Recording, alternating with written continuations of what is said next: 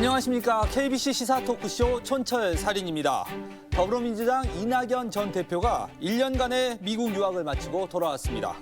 본격적인 정계 복귀를 알린 이 전 대표, 향후 행보와 정치적 역할이 관심입니다. 국민의힘은 공천 준비 작업이 한창입니다. 김기현 대표는 검사 공천 가능성을 일축하고 있지만 한동훈 법무부 장관, 이복현 금감원장, 주진우 법률비서관 등 검사 출신 대통령 측근 공천에 이목이 집중되고 있습니다. 이런 가운데 여야 지지율은 혼전양상을 보이고 있고 제3지대 신당 창당 움직임은 본격화되고 있습니다.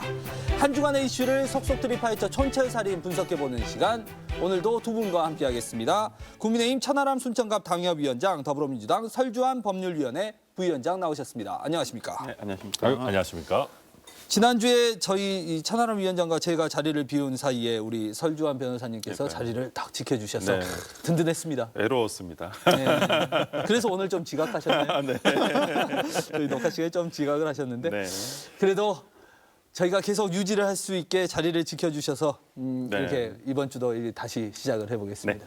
저는 사실 그 지난주에 이낙연 전 대표가 귀국했던 그날 저도 독일에서 같이 귀국을 했습니다. 같은 비행기로요? 그러면 제가 네. 단독 인터뷰를 했을 텐데 그러니까요. 비행기가 달랐어요.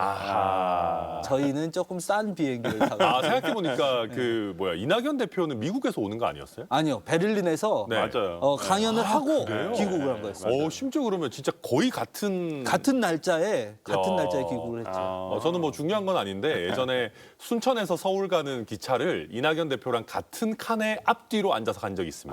그래요? 굉장히 네. 불편했겠네요. 예, 서로 대화는 나누셨습니까? 얘기는 했는데 서로 굉장히 이제 어색하게 예. 얘기하고 있습니다. 그래서 첫 번째 주제로 준비를 했습니다. 이낙연 전 대표, 민주당이 술렁거리고 있는데요. 이 주제 한번 다뤄보고 싶습니다.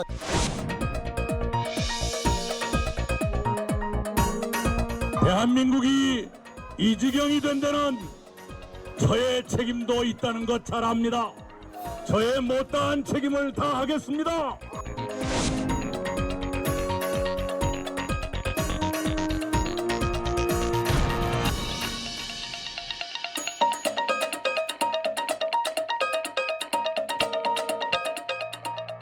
이낙연 전 대표 이제 귀국한 지 일주일이 다 돼가고 있습니다. 우리 설 변호사님도 그 당시에 공항에서의 모습 보셨죠? 네. 생각보다는 상당히 환영 인파가 많이 나오셨더라고요. 예. 그리고 이제 그 커뮤니티 사이트 중에 그 이낙연 대표를 굉장히 좀 지지를 많이 하는 성향의 사이트가 있어요. 약간 친문 성향. 친문 성향이죠. 예. 맞습니다. 근데 거기에서도 보면 그 버스로 지금 막 갔었잖아요, 인천공항에. 예. 그래서 뭐 어디 자기들 휴게소에 있다 이런 인증샷도 많이 올라오고 그래서 생각보다 많이 가시는구나 서로 그 생각을 했었었는데 실제 1,500명 정도 공항에서 나오셨다고 하더라고요. 근데 일반적인 어떤 귀국의 모습, 정치인의 귀국의 모습 보다는 상당히 좀 뭐 어찌 보면 출정식에 가까울 정도의 굉장히 그런 모습이었다 저는 생각이 들고요.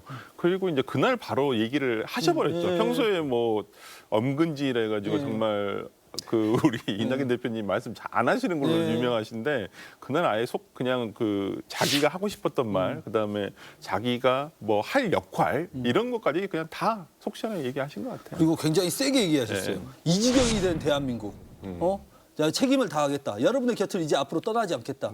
어떻게 보셨습니까? 일단 정치인이 책임을 다하겠다라는 얘기는 늘 그런 겁니다. 내가 권력을 잡아서 제대로 돌려놓겠다. 그러니까 이거는 이제 거의 대선 출마 선언이에요. 네, 벌써요? 네, 거의 이거는 저는 대선 출마 선언이라고 보고 그거의 시계를 조금 더 앞당긴다면은 내가 민주당도 주도하겠다라는 얘기로 보이고요. 그리고 이제 예전에 이낙연 대표 같은 경우에는 뭐랄까 좀 개파의 수장이라고 하기에는 조금 수줍은 면이 있었어요. 조직력이 원래 굉장히 강한 분임에도 불구하고 개파 수장으로서의 존재감을 확 드러내는 거에 있어서는 좀 머뭇하는 것들이 있었거든요. 근데 책임을 다하겠다, 다시는 여러분 곁에 떠나지 않겠다라고 하는 거는 내가 소위 요새 낱개라고 하더라고요. 개파 수장으로서의 역할도 충실히 하겠다. 그러니까 무슨 얘기냐면 내가 개파 수장 역할도 하고 기회가 오면 민주당 주류도 되고 더 나아가서는 대선 후보도 되겠다. 그냥 합치면 할 수 있는 모든 걸 하겠다. 저는 그 정도의 수위 아닌가 생각합니다. 그러니까 그게 굉장히 중요한 게 뭐냐면 네. 지난 총선에서 후원회장을 가장 많이 했던 분이 이낙연 대표였어요. 당시에 뭐 초선들이라든지 어찌 보면 초선들의 거의 후원회장을 이낙연 대표가 그때 다 했거든요. 왜? 네. 당시에는 이재명 대표보다 훨씬 그 인지도도 높았었고 그랬죠. 인기도 좋았었어요. 차기 대권 후보였거든요, 거의. 예전에 그 전직 대통령 사면 발언 그런 것만 하기 전에만 해도 그랬죠. 그럼요. 네. 어차피 대통령은 이낙연이다. 네. 다 그런 분위기였죠. 네, 맞아요. 네. 그렇기 때문에 이번 총선에서 아마 본인이 느끼시는 게 있을 거라고 저는 생각이 들어요. 이재명 대표도 마찬가지예요. 지금 당내 자신을 의원 현역 중에서 자신의 우군이 없어요. 이낙연 대표도 마찬가지예요. 그러니까 민주당이 내년 총선에서 이기는 것도 중요하지만 그 이기는 당선되는 어떤 의원들의 소속 어떤 그 지원이 자기를 지원해야 되거든요. 그래야지만 총선 이후에 있을 그다음 2년 뒤에 있을 예를 들어서 그 지방선거가 또 있고요. 그다음에 마지막 1년 있으면 또 대선을 하거든요. 그럼 그때까지 자기를 자기와 함께 갈 수 있는 우군들을 만들어야 되기 때문에 저는 이낙연 대표가 아마 그런 의미에서 이번 총선에 대해서도 그냥 뭐 총선에서 본인이 뛰지는 않겠지만은 자기가 후원회장이라든지 뭐 아니면 도와준다든지 아마 그런 역할을 충분히 하지 않을까 생각합니다. 그런 니즈, 그런 어떤 자기 사람을 총선에서 신겠다는 것은 사실 이재명 대표도 마찬가지 아니겠습니까? 다음 대선을 위해서는. 근데 이게 지금 좀 재미있는 게 저는 그 국회의원을 자기 세력의 사람으로 만드는 거의 경쟁에서는 이낙연 대표가 더 앞서 나갈 거라고 봅니다. 그래요? 아니, 왜 그러냐면은 지금 당장은 그래도 일단 당대표가 이재명 대표고 실권을 쥐고 있으니까 이재명한테 더 유리하겠지라고 네. 할 만하잖아요. 근데 그렇지가 않아요. 왜냐하면 이재명 대표를 적극적으로 지지했던 분들은 오히려 원외 인사들 중에 꽤 많습니다. 지금은 그렇죠. 지금도 네, 그렇습니다. 그렇고 현역 의원들은 말씀하셨듯이 이재명 대표한테 국회의원 되는데 빚진 게 없어요. 네. 예. 그러면 현역 의원들 입장에서 뭐냐 하면 룰을 너무 세게 흔들지만 마라라는 거예요. 그러면 지금처럼 그냥 민주당이 시스템 공천 룰을 그냥 비슷하게 유지해서 가서 내가 의원이 된다. 그 사람들이 이재명 대표한테 고마워할까요? 아니죠. 그냥 민주당 그렇죠. 원래 하던 룰대로 된 건데 내가 이재명 대표한테 빚진 게 뭐가 있어. 그럼 이재명 대표가 누군가가 나한테 빚지게 만들려면은 룰을 흔들어가지고 예. 소위 말하는 이재명계 원외 인사들을 밀어 넣는 작업을 해야 돼요. 그럼 이낙연 대표 입장에서는 뭐만 하면 되냐면 본인 캐릭터에 잘 맞잖아요. 엄근진하게 우리 민주당을 오랫동안 이렇게 뭐 해놓은 원칙을 흔들면 안 됩니다. 성대모사인가요? 시스템 공천의 원칙 이거 하루아침에 허물면 되겠습니까? 네. 이런 뻔한 얘기만 해도 현역 의원들 입장에서는 이낙연 대표가 안정적으로 우리 포지션을 지켜주는구나라고 가게 돼요. 그래서 저는 이거 나쁜 타이밍이 아니다. 네, 저는 총선 공천 오히려 자칫 잘못하면 이재명 대표는 온갖 애를 쓰는데 별로 얻는 거 없고 이낙연 대표는 가만히 집에 앉아서 TV 보시면서도 자기 사람을 늘릴 수도 있어요. 그러니까 지금 여의도에서의 분위기는 약간 뭐냐면 일단 좀 지켜보자. 왜 그러냐면 올 가을 이후에 어찌 될지 모른다. 뭐 비대위가 올 수도 있고. 뭐 그런 여러 가지 정치 상황이 달라질 수가 있기 때문에 진짜 최근에 저도 이렇게 만나보면 뭐 그런 말씀 많이 하세요. 진짜 뭐 서로 만나면 요즘에 하는 얘기 어디 요즘 신경 쓰니? 예. 어디 가니? 예. 이걸 물어보시거든요. 근데 뭐 저도 뭐 어디 간다 이러지 뭐 지역을 얘기하지는 못하지만은 다들 하시는 말이 야 좀 지켜보자 이런 말들이 대다수예요. 그러니까 뭐 국민의힘보다는 오히려 지금 민주당이 어떤 좀 변수가 있지 않을까라는 어떤 생각도 많이들 가지고 있는 것 같고요. 예. 좀 그런 면에서라면 지금 분위기는 약간 정중동하는 좀 타이밍이고 그런 면에서라면 이낙연 대표가 귀국 원래 뭐 6월에 오신다고 했었으니까 예. 저는 적절한 타이밍에 본인이 정치하신다고 얘기하셨으니까 저는 적절한 타이밍에 오셨다고 생각해요. 이낙연 전 대표가 그런데 이제 가만히 집에서 말씀하신 대로 TV만 네, 보고 촌철살인만 있으면서 보고 계시지 않겠죠. 네. 그런 것만 하시다가 자칫 잊혀져 버리는 뭐 이런 상황은 없을까요? 지금은 초창기니까 사람들이 관심 갖고 하지만 이 어떤 결집력이라든지 이런 것들이 좀 약해지고 이재명 대표의 장악력이 점점 늘어날수록 이낙연 대표는 잊혀지는 이런 상황은 근데 지금 한번 잘 생각해 보십시오. 이재명 대표 체제가 들어오고 나서 이낙연 대표 별로 한 거 없어요 지금까지. 아무것도 없죠. 예. 잊혀졌습니까? 아니에요. 아무것도 안 해도 안 잊혀집니다. 왜냐하면 이재명 대표 리스크가 갑자기 사라지는 게 아니기 때문에. 네. 지금 또 체포동의안 뭐 관련해가지고 혁신안 나오고 뭐하고 하면 만약에 이재명 대표에 대해서 또 체포동의안 들어온다라고 하면은 이낙연 대표는 아무것도 안 하고 계셔도 또 계속 소환이 될 거예요. 예, 그런 면에서는 잊혀지는 것을 두려워할 필요는 없고 오히려 그걸 두려워해가지고 너무 성급하게 악수를 두는 것을 지금은 저는 경계해야 되는 때 아닌가 봅니다. 저는 좀 그런 생각도 들어요. 그러니까 지금 뭐 예를 들어서 이재명이 아니면 이낙연. 예. 이런 변수밖에 없나? 서로의 보완제나 대체제가 아니에요. 제가 봤을 때는. 그러니까 서로 밀어내려고 할 필요도 없고 저는 이낙연 대표, 저 개인적으로는 이낙연 대표에 대한 어떤 정치적인 판단은 지난 대선 경선에서 끝났다고 저는 생각을 해요. 끝나신 분이다. 네, 저는 정치적인 지금 시대가 요구하는 2027년도에 2028년도부터 예를 들어서 대한민국을 이끌어 나갈 대통령이 과연 이낙연인가라는 생각을 해봤을 때는 의문점은 남아요. 뭐 충분한 경험과 어떤 그 본인이 가지고 있는 여러 가지 지식이 있다는 점은 굉장히 높이 삽니다만은 과연 이 나라를 이끌어 갈 만한 어떤 그 예를 들어서 뭐 연령도 물론 중요하고 저는 그런 면에서라면 뭐 정치적인 상황은 언제든지 변하기 때문에 제가 뭐 속단하기 힘듭니다만은 이낙연 대표에 대한 정치적인 평가는 지난 대선 경선에서 끝난 것은 아닌가. 그래서 당내에서는 약간 외부에서는 그렇게 보잖아요. 예를 들어 이재명 대표가 예를 들어서 실각을 하게 되면 이낙연 대표를 하는 거 아닐까? 예. 이런 생각 되게 많이 하시는데 당내에서는 그런 생각 별로 안 해요. 그래요? 네, 솔직히 이낙연 대표가 왔나 보다. 그냥 뭐 정치는 하신다고 하니까 저는 그래서 이낙연 대표에게 그냥 정치하시고요.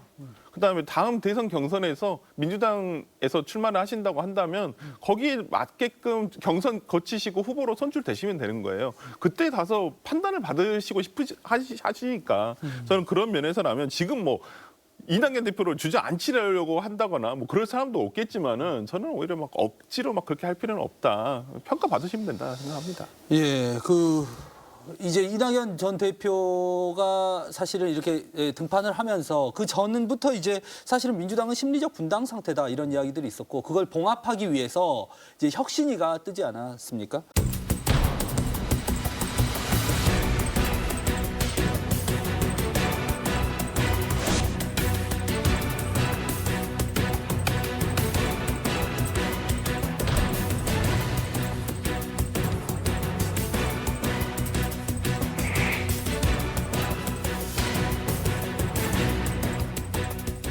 이 혁신이 첫 번째로 이제 불체포 특권을 포기하자, 서약서를 쓰자 이런 제안을 했어요.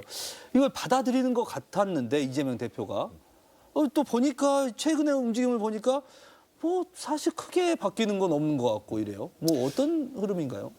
일단 저는 민주당에서 이 정도 한 것도 그래도 평가합니다. 특히 저는 민주당의 조금 뜨뜻미지근한 반응 중에 그나마 우리가 이제 언급할 만한 가치가 있는 건 그런 겁니다. 회기를 무한정 계속 잡지 않겠다. 예. 임시회를 계속 잡아가지고 이제 회기 중에 불체포 특권을 계속 발동하지 않겠다라는 예. 얘기는 저는 그래도 진일보한 거라고 봅니다. 물론 그리고 이거는 어떻게 보면 약간 용기 있는 메시지이기도 한 게 예. 기존의 회기 원래 없는 시기에 임시회 계속 잡았던 게 약간 방탄이었다는 거를 좀 인정하는 면도 있는 거거든요. 대놓고 사과를 하는 건 아니지만 그런 면에서 저는 진일보된 메시지였다라고 보고 다만 조금 전략적으로 민주당에서 이왕 이 정도로 받을 거라면 예. 좀 시원시원하게 우리 당론으로 과거처럼 체포동의안 들어오면 무조건 가결시키는 걸로 가겠습니다라고 하는 게 전략적으로 옳았는데 그거를 왜 안 하는지는 솔직히 이해를 못 하겠어요. 그러니까 이 부분에 대해서는 어찌 보면 지금까지와 똑같은 스탠스예요. 민주당이 체포동의안에 대해서 당론을 정한 적이 한 번도 없어요. 그렇죠. 다 네. 의원들 개개인의 판단에 맡겼다라는 거예요. 다 그 분위기로 이렇게 몰아가는 거죠. 아니 근데 뭔 솔직히 또 왜 그게 그러냐면 어디 있어요. 저는 솔직히 이성만 의원이라든지 윤관석 의원 같은 경우는 저는 가결될 줄 알았어요. 근데 저는 그러니까 의원들이 300명이 그러니까 예를 들어서 그 민주당 내에 169명이 있으면 인간적으로도 묶여 있잖아요. 그러니까 특히나 이 사람들이 초선 의원이 아니라 재선 3선 의원이고 윤관석 의원 같은 경우는 지난 송영길 대표 때 사무총장을 했단 말이에요. 사무총장을 했다는 것은 기본적으로 어느 정도 의원들하고 다 스킨십을 할 수밖에 없는 상황이었다는 거예요. 그렇다고 한다면 저는 어떤 인간적인 호소라든지 이런 부분들이 분명히 영향을 미쳤다고 생각을 합니다. 그렇기 때문에 저는 솔직히 다들 그랬잖아요. 그때 저는 가결된다고 봤어요. 예. 왜? 그 사람들이 유죄가 아니라 법원 가서도 영장이 발부될 확률이 굉장히 낮다. 이것은 충분히 저는 소명이 가능할 수 있고 영장 발부 사유가 안 될 수도 있다고 저는 봤기 때문에 차라리 그럴 바에야 체포동의안 뒤에 왜 숨으려고 하느냐. 굳이 그럴 필요가 없다. 그냥 당의 이미지만 망쳐먹는 것이다. 저는 그렇게 생각을 해서 얘기를 드렸던 것이거든요. 저는 어찌 보면 지금 김은경 혁신이가 제일 처음에 내놓은 게 저는 임시에 잡지 않는 거 이건 맞아요. 방탄에 대한 그 비난이 있었고 특히나 3월 달에 임시에 청구했을 때 신청한다면 그때 신청할 때는 당시에 박홍근 원내대표가 뭐라 했냐면 할 게 많다. 논의할 게 너무 많기 때문에 근데 놀았어요. 한 반나절을 놀았어요. 아니 그러니까 한 보름 동안은 3월 보름 동안 아무것도 없었어요. 솔직히.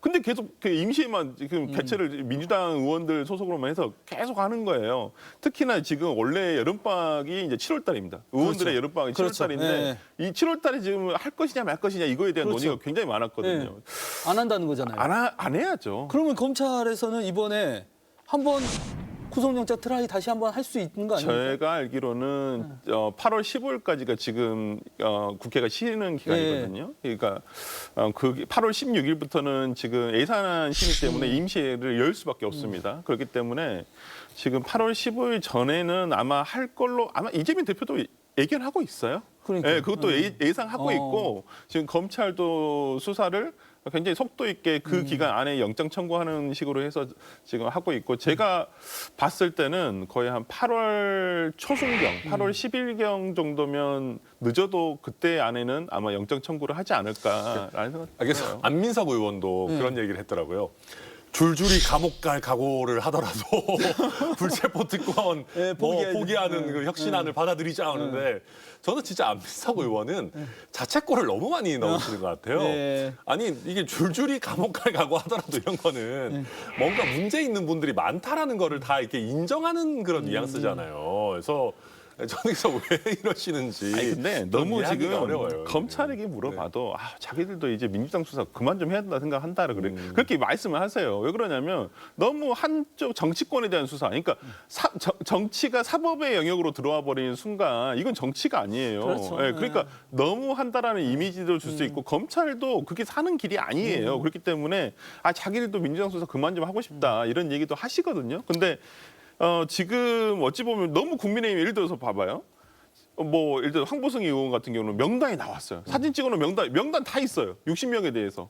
그런데도 지금 수사가 하고는 있다고는 하지만은 이렇게 민주당 의원들 뭐 돈봉투 지금 수사할 때처럼 뭐 떠들썩하게 합니까? 저는 진짜 이거는 형평성이 너무 어긋난다고 보거든요. 근데 이건 어때요? 그러니까 어차피 8월에 어쨌든 8월 초에 검찰이 영장을 친다고 했을 때 어차피 영장 실질 심사에 나갈 건데 네. 그러면 불체포 특권 가결하겠다. 당론으로 가결하겠다. 네. 이것도 가능하고 서명하는 것도 가능하고. 근데 왜 이런 것들을 안 보여주는 거죠? 그러니까 저는 어차피 오히려 나갈 건데. 당연한 건데 이걸 굳이 이렇게 할 필요가 있겠냐라는 생각이 들어요. 저는 오히려 그래서 제가 방송에서 이 얘기를 한번 했었는데 김은경 씨가 이걸 1호 혁신안으로 제시했었을 때 여야가 저는 원포인트 개헌하자. 올해 10월 달에 보궐선거가 있으니까 그때 가서 국민투표를 해가지고 저는 오히려 그 뭐 불체포 특권 빼는 걸로 해가지고 그러면 변명의 여지가 없어요. 그러니까 김웅 의원이라든지 뭐 우리 당에 저희 당에 있는 뭐 민주당에 있는 의원들이 아니 헌법상 걸리는데 이거 어떻게 포기하냐. 포기할 수는 없죠. 실제적으로는 가결을 찬성한다는 것이지 뭐 본인이 포기한다 해서 포기할 수 있는 것도 아니고 국회에서 그 절차를 거칠 수밖에 없는 절차가 되잖아요. 저는 그렇다고 한다면 지금 현재 현 시대에서 옛날에 뭐 어떤 군부독재 시대가 아닌 현 시대에서는 저는 면책특권이 있지 않습니까? 그러니까 네. 국회의원에게는 두 가지 사법특권이 있는데 면책특권하고 불체포특권이에요. 저는 불체포특권까지는 굳이 필요한가? 사법특권만 해도 충분하거든요. 그렇다고 한다면 저는 원포인트 개헌했으면 좋겠어요. 5.18 정신 헌법 전문수록 이것과 함께 저는 이거 두 개 여야가 다 동의하잖아요. 반대하는 사람 없잖아요. 물론 뭐 국민의힘에서는 예. 반대하실 수도 있겠지만은 저는 그런 면에서라면 이번에 저는 이걸 그냥 원포인트 개헌하자 차라리 그러면 변명의 여지도 없는데 저는 그렇게 얘기해봤는데 또 장해찬 최고는 그 개헌은 안 된다고 하더라고요. 반대하더라고요. 이제 혁신위가 첫 번째 안건을 내놨어요. 그리고 어쨌든 그게 어느 정도 이제 정리되는 모양새고요. 사실 이제 김은경 혁신위는 하나씩 안건을 내놓은 모양이에요. 네. 그렇다면 이 다음 혁신안, 그러니까 지금은 이제 이제 지도부를 어떤 좀 옥죄는 이런 혁신안을 내놨는데 그렇다면은 아까 말씀하신 대로 현역 의원들의 공천을 흔들 만한 이런 혁신안은 나올 것이라고 보십니까? 어떤 게 나올 수 있을까요? 지금 이제 사실 그게 핵심입니다. 그리고 그러니까 결국은 공천 빼고 나머지는 지금 시즌에 아무도 관심이 없습니다. 네. 그러니까 지금 혁신위를 하는데 뭐 예를 들면 뭐 당의 시스템을 뭐 바꿔가지고 뭐 블록체인 기술을 도입하고 아무리 얘기를 해봐도 아무도 관심이 없어요. 예. 결국 지금 시즌에 관심 있는 건 말씀하셨던 것처럼 당장 눈앞에 닥친 도덕성 이슈를 어떻게 해결하느냐랑 공천 룰을 이미 민주당은 어느 정도 만들어놨는데 이걸 또 한 번 흔들 거냐라는 것밖에 없거든요. 근데 흔들 수밖에 없을 거예요. 지금 김은경 혁신위에서 나오는 얘기도 신인들에게 좀 더 유리하게 가야 된다라는 얘기 나오는 거 보면 현역 의원 기득권 흔들겠다는 얘기거든요. 근데 그걸 어떻게 할 거냐. 네, 결국은 그 어떻게가 문제인 것이고 제가 봤을 때 김은경 혁신위에서 나오는 안들 헛발질 좀 있을 겁니다. 왜냐하면 이분이 정치를 그렇게 잘하는 분이 아니에요. 그러니까 현실 정치를. 그러면은 제가 혁신위가 누구랑 경쟁을 하는 거냐면 의외로 이낙연 전 대표랑 경쟁할 수 있어요. 제가 이낙연 대표면은 이렇게 계시다가 혁신위에서 누가 봐도 이상한 거 얘기를 하고 막 당이 들끓잖아요. 그럼 그때 한마디 딱 해주면 돼요. 아, 이거는 제가 봤을 때는 이러이러해서 안 맞고 우리 원칙대로 이렇게 가야 됩니다.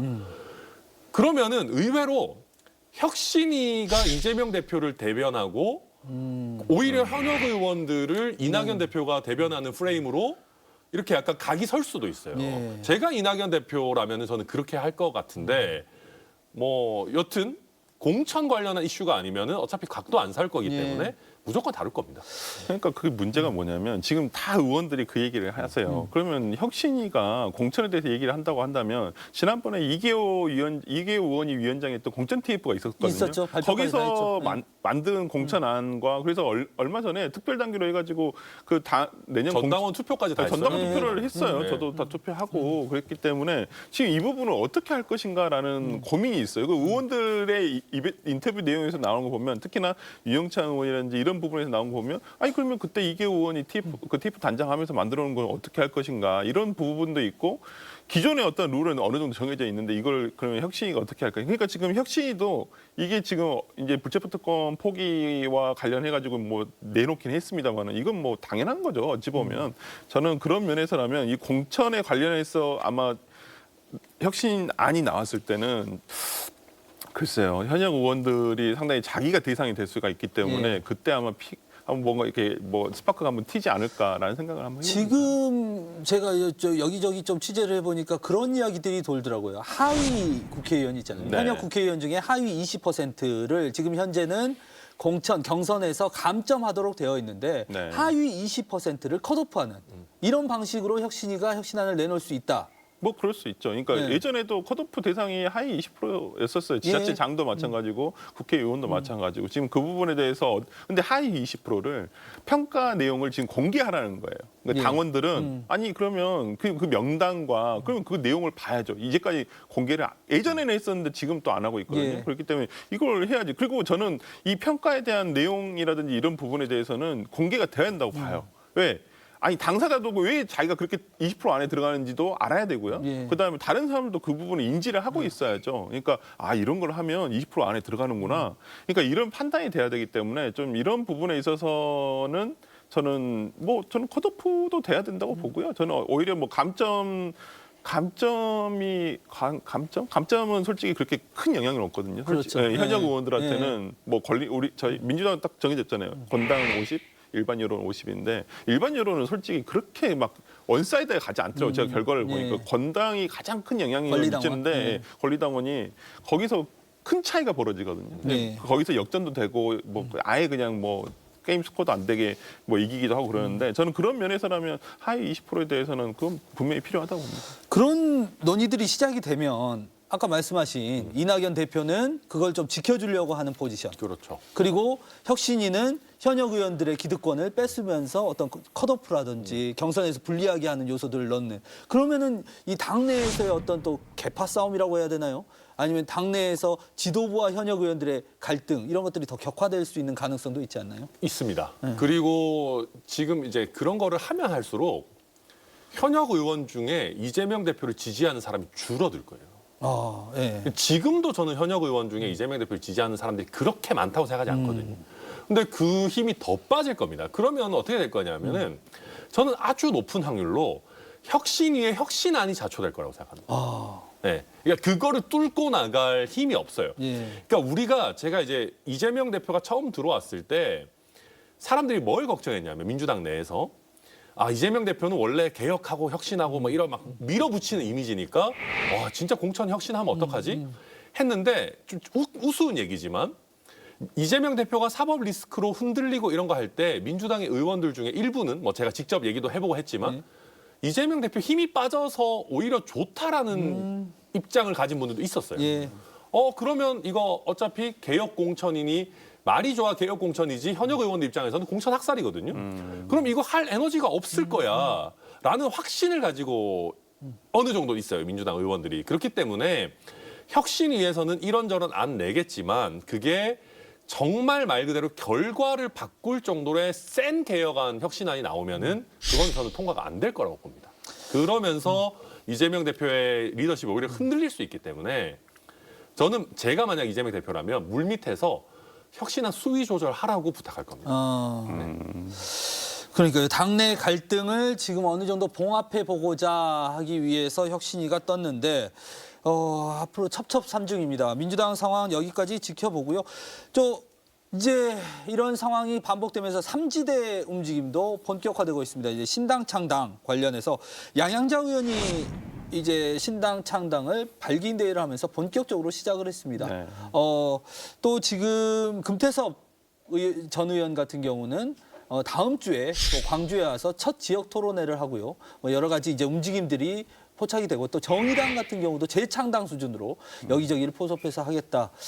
지금 흐름 이 어느 정도의 파급력을 좀 가질 것이라고 보시나요? 파급력 없을 것 같은데. 저는 셋 다 별로예요. 아니 너무 박하게 평가하는 거 진짜 셋 아닙니까? 다 왜 그러시지라는 생각이 네. 들어요. 정의당도 정의당이고 저는 오히려 진짜 뭐 양양자 전 의원이나 금태섭 전 의원 같은 경우는 그러니까 사람들이 다 생각했을 때 어찌 보면 제 3지대에 대한 니즈는 있어요. 요구도 있고. 그런데 이분들이 거기를 맞춰줄 수 있는 사람들이 아니라는 거예요. 그렇기 때문에 이 사람들이 이게 치고 나왔을 때 와 이렇게 아니라 약간 지켜본다라고 왜 저러지? 약간 이런 느낌을 갖는 이유가 뭐냐면 이분들이 제3지대를 대한 세력이 될 수는 없다. 저는 그렇게 생각을 해요. 이분들이 저는 뒤에서 도와주는 세력은 될 수 있다고 봐요. 충분히. 근데 이분들이 자기가 주도가 돼서 제3지대를 끌어간다? 저는 그러한 3지대는 필패다 필패. 어차피 저는 그렇기 때문에 뭐 양양자 의원이 여러 가지 지금 있는데 기성의 정치인이 저는 당연히 제3지대에 갈 수 있다고 생각하지만은 그 주도 세력이 이분들은 아니에요. 조금 더 젊고 청년 위주의 어떤 좀 지금까지 양당 정치에서 못했던 내용들을 할 수 있는 중도 신당이 차라리 이렇게 나오는 게 오히려 그분들 뒤에서 이분들이 조금 연륜이라든지 경험이라든지 그런 걸 바탕으로 해서 뒤에서 백업해주는 역할을 하셔야지 뭐 본인들이 나와서 이것을 하겠다? 저는 몸값 높이기 작전밖에는 안 보여요. 설 변호사님이 자꾸 지금 민주당 혁신위도 그렇고 이낙연 전 대표도 그렇고 네. 신당도 그렇고 이렇게 평가를 박하게 하시면 항의는 제가 받습니다. 농담이고요. 그래도 하실 말씀을 하셔야죠. 네. 신당 창당 움직임을 좀 보면 지금 어쨌든 호남에 좀 공을 들이는 것 같고 일단 지역구보다는 비례를 신경 쓰는 것 같습니다. 그렇죠. 이런 딱 흐름이 보니까 그러면 호남에서 어느 정도의 적정 지지율을 받아서 그걸 기반으로 해서 쉽게 비례대표 국회의원으로 재입성하겠다는 전략인가? 이런 의구심도 들어요. 일단 지역적으로 호남을 타겟팅하는 거는 저는 나쁘지 않다고 생각합니다. 예. 일단 이제 지금 보면 호남이랑 TK가 정치적인 움직임 비슷해요. 그러니까 뭐냐면 TK도 국민의힘에 대한 만족도가 사실 그렇게 높지 않아요. 저도 TK 다니면서 제일 많이 듣는 얘기가 민주당이 아닌 당이 있으면 찍겠다는 얘기를 하시는 분들이 굉장히 많습니다. 근데 그 흐름이 호남은 한층 더 강합니다. 그러니까 훨씬 더 우리도 보면 국민의힘은 암만 그래도 좀 그렇고 민주당이 아닌 당이 있으면은 우리가 갈 수 있다. 사실 진보당이 그래가지고 어부지리를 지난번에 본 것도 있고 그 흐름이라는 게 눈에 보여요. 호남은 눈에 보일 정도로 강합니다. 그리고 이제 보면 민주당이 어떻게 보면 약간 곳간에 더 여유가 있어요. 뭐냐 하면 수도권이 아직 현재로 봤을 예. 때는 민주당 우세로 가기 때문에 그렇게 간다면은 뭐 호남 정도에서 신당 나와서 좀 해도 뭐 괜찮지 않겠냐. 영남권 유권자들은 그런 여유가 지금 없거든요. 그런 면에서 호남이 정치적으로 지금 에너지가 응축돼 있는 거는 맞기는 맞다. 근데 왜 그러면 지역구를 못 내고 비례로 가냐? 인재가 없어서 그렇습니다. 맞아요. 사람만 좋은 사람들을 내면은 제가 봤을 때 지역구 당선도 노려볼 수 있을 만한 분위기예요, 지금 예. 호남이. 예. 근데 그럴 만한 사람들을 단시간에 모을 수가 없기 때문에 그 에너지를 비례로 좀 흡수해서 가져가겠다 하는 건데 그거 안 됩니다. 저는 그거는 거의 약간 어려울 거다. 왜 어렵죠? 지금 어. 말씀하신 거하고 좀 상반되는 거 같아요. 무슨 얘기냐면 지역구에서 정말 제대로 된 노력을 하면서 정당 투표까지 가져간다라고 하면 사람들이 이해를 해요. 예. 근데 그게 아니면 호남에서 아무리 그렇다고 내가 요새 민주당 하는 거 좀 마음에 안 든다고 해가지고 지역구에 제대로 후보도 못 내는 정당에게 비례 투표를 몰표를 몰아준다? 맞아요. 저는 유권자들이 그러시지 않을 거라고 생각합니다. 예. 예. 지난번 이게 항상 호남에서 신당 나오는 게 국민의당 사례가 가장 대표적이잖아요. 당시에 그 후보들은 그 전에 민주당 의원들이었어요. 대다수가. 그렇기 때문에 지역구에 뿌리를 내리고 있었고 맞아요. 그분들이 어찌 보면 민주당에서 당시 김상곤 혁신위에서 한마디 아까 20% 하위 20%죠. 예. 거기에 해당하시는 분들이었어요. 근데 인지도는 훨씬 더 높았고 거기에 따라서 근데 거기에 민주당이 또 공천을 잘못했어요. 너무 무명에 가까운 후보들을 내다 보니까 이게 안 되는 거예요. 인지도 싸움에서도 후보가 전혀 안 되는 것이 밀리는 것이었고 그렇기 때문에 그때 호남에서 이제 참패를 했었던 것이거든요. 예. 저는 지금의 신당이 뭐 비례 의석을 가져가서 할 수도 있겠지만은 호남에서 이것을 어떤 한다고 한다면 제대로 된 진짜 리더가 있어야 되고요. 일단은 리더가 있어야 돼요. 예. 그러니까 우리가 소위 얘기하는 당시 안철수와 똑같은 어떤 롤을 역할을 해줄 수 있는 사람이 있어야 되고 또 지역구 후보로 갈 수 있는 사람들이 기성 정치인일 수도 있겠지만은 뭐 새로운 정치인이 어떤 좀 뭐 이름을 알릴 수 있을 알려진 아니면 비정치권에 있던 사람들을 데려와서 하는 경우가 아니면 그냥 우리 비례정당으로서 그냥 표만 받겠다. 이렇게 해가지고는 저는 성공하기 굉장히 힘들다 봅니다. 예, 이 이야기는 여기까지 하고 다음으로는 이제 국민의힘도 좀 살펴보고 싶습니다. 김기현 대표 검사 공천 없다, 절대 없다 또 단언했는데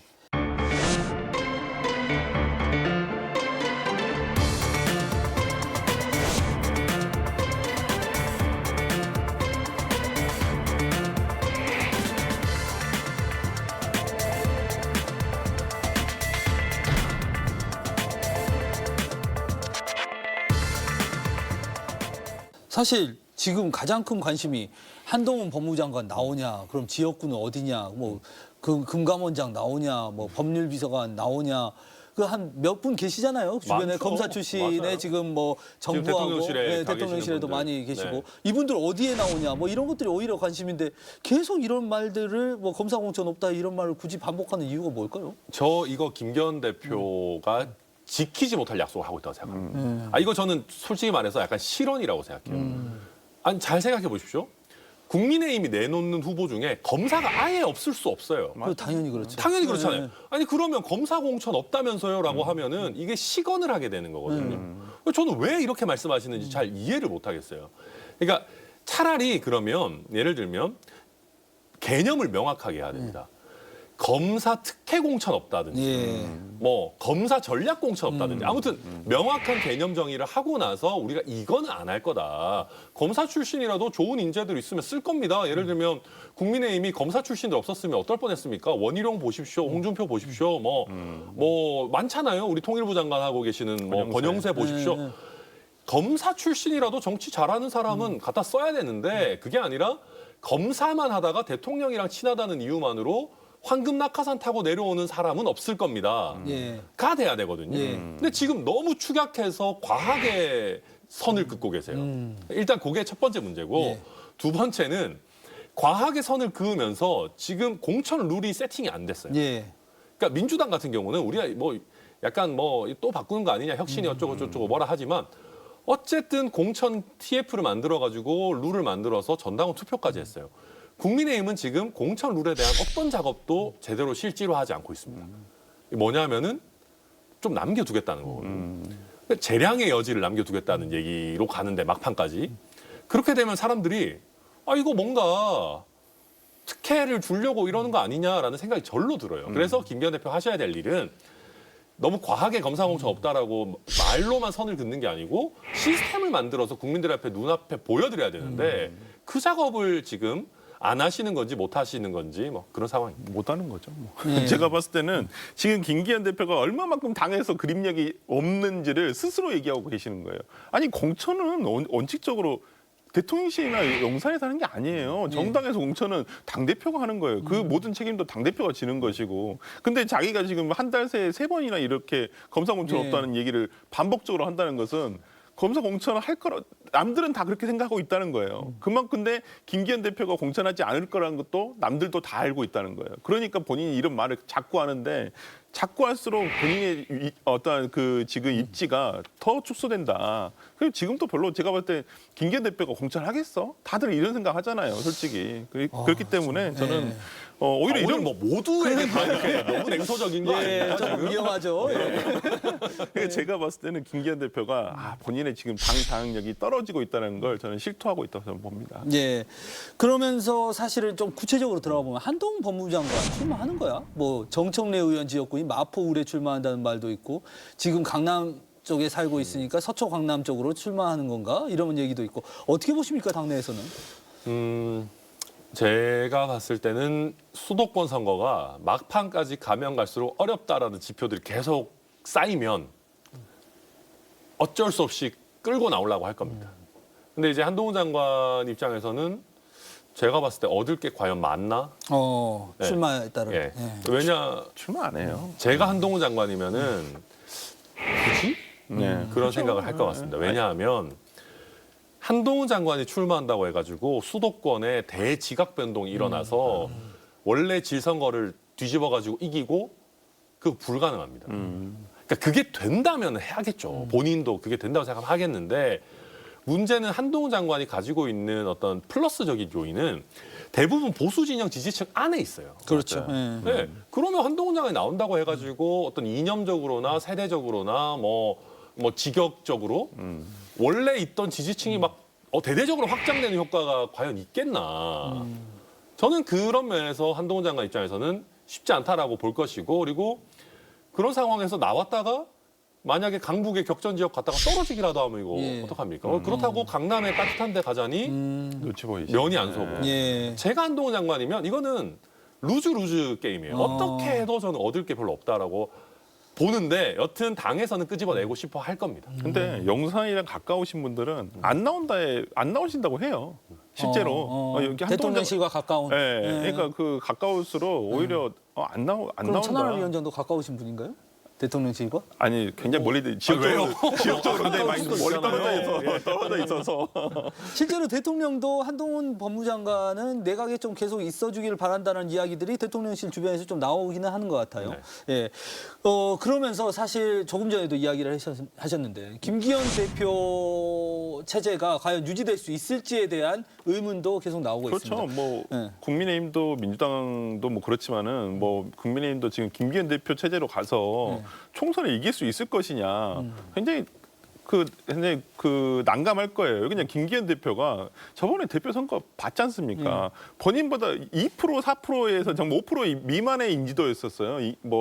그런데 그 앞에 있는 사람들 다 그냥 제껴줬잖아요. 용산에서 다 제껴주고 뭐 주저 안 치고 그러니까 마지막에 남아가지고 김기현 대표가 된 건데 그런 면에서라면 지금 그리고 김기현 대표가 원래는 제가 그런 분이 아니라고 알고 있어요. 그러니까 뭐 국민의힘 분들한테 굉장히 합리적이고 뭐 중도적인 성향을 가지고 있고 일을 열심히 하시는 분이다 이렇게 알고 있는데 요즘 워딩 보세요. 엄청 세졌어요. 예. 그러니까 굉장히 세진 이유가 있을 거라고 저는 생각을 해요. 위기감? 네, 위기죠. 그러니까 본인이 강력하다. 내가 강한 대표다라는 것을 보여주고 싶은 어떠한 저는 반면 교사, 그러니까 어찌 보면 그런 면을 보여준다고 생각하거든요. 예. 근데 지금 실제적으로는 그렇지 못하다는 것이고 국민의힘 내부에서도 김기현 대표가 되겠어. 그러니까 약간 관리형이지 이 사람이 어디 뭐 치고 나가서 뭘 하는 스타일은 아니기 때문에 저는 김기현 대표 체제로 내년 총선 어려울 거라고 봅니다. 저는 아까 얘기했던 우리 한동훈 장관 이슈가 의외로 여기와 결합될 수 있다고 보는 그래요? 게 예. 김기현 대표 입장에서 한동훈 장관 출마설이 막 도는 게 나쁘지 않을 것 같아요. 어. 저는 처음에는 좀 기분 나쁠 거라고 생각했거든요. 예. 김기현 대표 출마 뭐 이렇게 해서 당선되자마자 이제 그 모 일간지에서 한동훈 차출론 막 이런 거 띄우고 그랬었어요. 그렇죠. 심지어 어떤 거에는 막 한동훈 천하람 차출론 이런 기사도 있었는데 아무튼 저는 처음에는 이거 오히려 리더십이 흔들리는 요인 아니야 했는데 이게 뭐냐면 히든 카드처럼 갖고 있을 수 있다라는 컨셉으로 가는 거예요. 예. 그러니까 김기현 대표 입장에서 내가 안정적으로 관리를 할 테니 표를 가지고 오는 거는 한동훈 장관한테 맡기면 돼. 굳이 왜 김기현 체제를 뒤흔들어? 그냥 가면서 하고 운 좋게 또 이재명 리더십이 뭐 흔들리거나 사법 리스크가 현실화되거나 아니면 민주당이 정말 뭔가 어떤 분당에 가까운 위기를 맞으면 김기현, 한동훈 뭐 등등 체제로도 치를 수 있잖아. 예. 이렇게 가져갈 수 있거든요. 그래서 저는 한동훈 장관 출마설이라는 게 김기현 대표에게 오히려 요즘에 들어가지고는 별로 나쁜 이슈가 아니다. 저는 그렇게 봅니다. 김기현 대표 체제에 대한 어떤 불안감이 나오는 가운데 대통령실이 또 개각을 단행을 했습니다. 그러면서 권영세 통일부 장관이 다시 이제 내려왔고 김영호 성신여대 교수가 통일부 장관으로 또 국민권익위원장에는 김홍일 전 부산고검장이 포함이 됐습니다. 방통위원장은 아직 지명을 하지 않았네요, 이번에는. 그런데 여기서 좀 지켜봐야 할 게 권영세 장관입니다. 네. 권영세 장관 같은 경우는 전에 그 전당대회 때도 차출론이 나왔었어요. 당대표로 권영세. 그렇죠. 그리고 윤 대통령의 대학 때 시절부터 선배. 예, 그러면서 굉장히 측근이다. 그러니까요. 그러니까 네. 저는 오히려 김기현 대표를 백업 해주러 가시는 건지 아니면 용산에서 정말 대통령의 뜻을 의중을 제대로 살펴서 네. 아마 당에 가서 역할을 할 것인지 저는 뭐 선대위원장도 충분히 가능하다라고 보고요. 그냥 국회의장 이제는 뭐 권영세 장관도 굉장히 선수가 많이 됐고요. 그렇죠. 사선이고. 뭐 국회의장까지도 노려볼 만한 지금 어떤 커리어를 가지고 있거든요. 특히나 또 본인의 지역구가 또 용산이고 그러다 보니까 저는 어찌 선대위원장이 선거 전략을 기획을 하는 데 있어서 아마 권영세 장관이 권영세 의원이 상당한 역할을 할 것이다. 저는 공천과 관련해서도 아마 대통령의 의중을 당에다 가장 잘 전달하실 분이 저는 권영세 장관이라고 생각합니다. 사실 근데 이제 밖에서의 관심은 권영세 장관과 김기현 대표가 당내에서 어떤 파워 싸움을 하느냐, 권력 쟁취 싸움을 하느냐 이런 부분이거든요. 그럴 가능성은 있다고 보십니까? 그럴 스타일이 아니에요.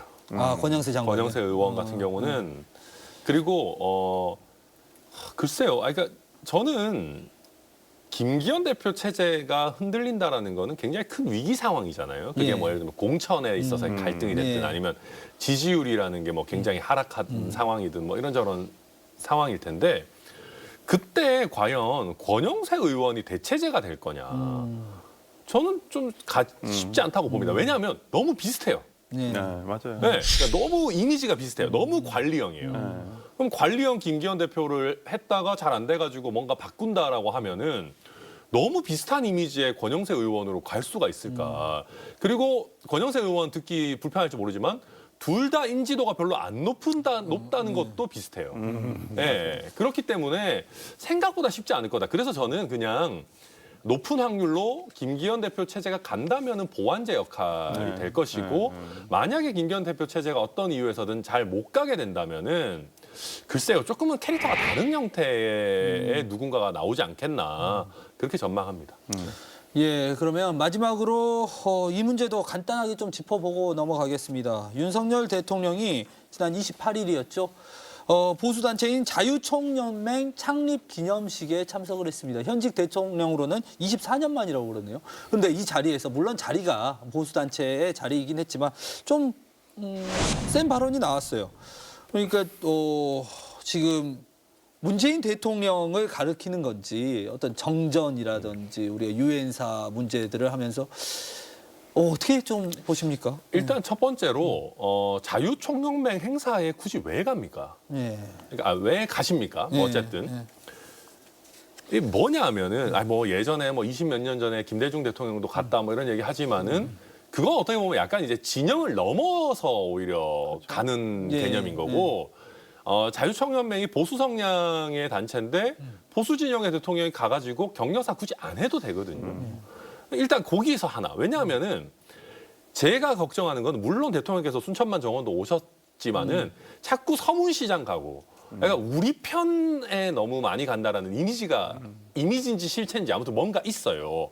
근데 상황에서 굳이 자유청명에 갈 필요가 있냐라는 거가 일단 첫 번째고, 두 번째로는 종전 선언이 잘못됐다라는 주장은 전 얼마든지 할 수 있다고 생각합니다. 예. 이런 거는 좀 잘못됐고 좀 너무 과하게 우리가 정세를 잘못 판단했고, 근데 여러 가지 이유에서 종전 선언을 했으면 좋겠다라고 생각했던 모든 사람들이 좀 반국가 세력이냐. 예.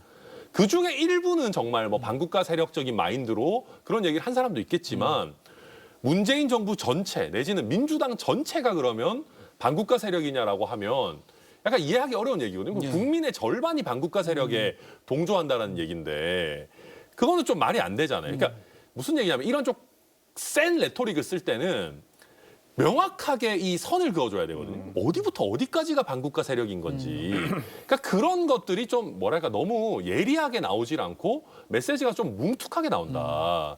그런 게 저는 좀 아쉽습니다. 그러니까 대통령께서 참 저 예전부터 느낀 게 메시지 관리를 누가 하시는 메시지 그 연설 비서관이라든지 아마 밑에 스텝이 있을 텐데 너무 극단적이에요. 이건 대통령의 언어가 아니에요. 그러니까 대통령이라는 것은 보수의 대통령이 아니잖아요. 그렇죠. 어떤 국민의 대통령이죠. 대통령이잖아요. 그러면 국민 모두가 들었을 때 납득이 될 만하고 어떤 이해가 될 만한 내용들이 나와야 되는 거예요. 근데 반국가 세력이란 말을 쓴다는 것 자체가 저는 오히려 이런 단어를 왜 넣었지라고 저는 생각이 들어요. 진짜 어저께 그러니까 민주당의 어떤 권지승 대변인 얘기한 대로 진짜 유튜브 좀 그만 보셔라. 제발 조선일보만 보셔도 충분하시거든요. 이런 내용 안 쓰세요. 근데 너무 제가 봤을 때는 이런 극단적인 언어를 씀으로 해서 이건 정말 명확하게 갈라치기 하겠다는 거예요. 갈라치기. 그러니까 민주당은 우리 편은 우리는 국가 세력이고 저쪽은 다 반국가 세력이야. 완벽하게 지금 갈라치기 하고 있는 거예요. 그러니까 대통령의 뜻은 알겠어요. 최근에 어떤 행보나 이런 걸 보면 본인 자신들의 지지층만 일단은 견고하게 다지자 이런 스탠스로 가고 계시거든요. 저는 그거 이해해요. 아마 내년 총선 전략도 아마 올해 연말까지는 그렇게 갈 거라고 저는 생각을 해요. 네. 양당이 왜냐면 총선은 대선과 다르게 투표율이 60 몇 %밖에 안 돼요. 실제 우리가 대선 때는 70% 후반대, 네, 80년 초반대가 나오잖아요. 근데 그렇다고 한다면 지금 양당의 지지율이 30이에요. 그럼 양당의 지지자들이 나와가지고 얼마만큼 투표를 하느냐가 총선의 승패가 달려 있는 거예요. 그렇기 때문에 총선에 자기 편을 견고하게 다지자는 이런 작전은 제가 충분히 알겠는데 국민의 대통령이에요. 국민의 대통령이라면 국민에게 상처 주는 얘기는 안 하셔야 된다. 윤석열 대통령의 또 발언 중에 확인은 안 됐습니다만은 시사저널이었나요? 그 일부 매체에서 좀 썼어요.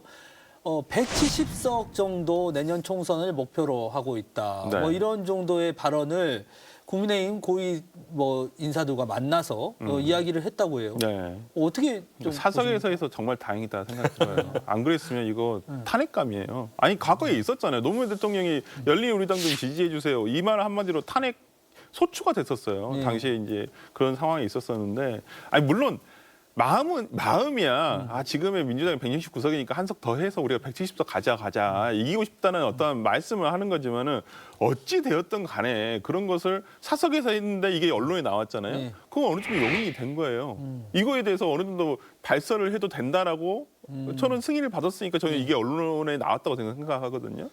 저는 그런 면에서라면 이게 대통령이 과연 그러면 170석을 내가 이끌어가는 총선이다라고 하면 검사무창 아니다라고 하는 김기현 대표의 말이 정말 허무맹랑한 소리가 되는 거예요. 그러니까 지금 대통령실에서 공천하겠다라는 거예요. 그러니까 뭐 검사 공천이 됐든 우리가 공천을 주도적으로 가져가서 뭐 지금 계속 언론에 나오는 것은 대통령이 이기는 총선을 하고 싶어 하신다라는 내용이 계속 나오고 있거든요. 그런 면에서라면 이건 상당히 당의 당정 간의 관계에서 기존에도 많이 봤습니다만은 대통령이 노골적으로 이걸 관여하신 것은 아닌가. 저는 오히려 그런 부분은 글쎄요. 이거 진짜 탄핵감인데 참 큰일이다 생각합니다. 저는 처음 그 기사를 봤을 때 우리 설 변호사님이 하시는 우려 당연히 나올 거라고 생각을 했을 텐데 네. 누군가는 당에서 그 이야기를 전달을 했을 거 아닙니까? 밖으로. 용산이든 여의도든 비밀이 없습니다. 그리고 특히 익명으로 얼마든지 기사를 낼 수 있는 시대에는 그 비밀이 없어요. 다 얘기합니다. 의도적으로 흘리지는 않았다. 의도적으로 흘린 걸 수도 있어요.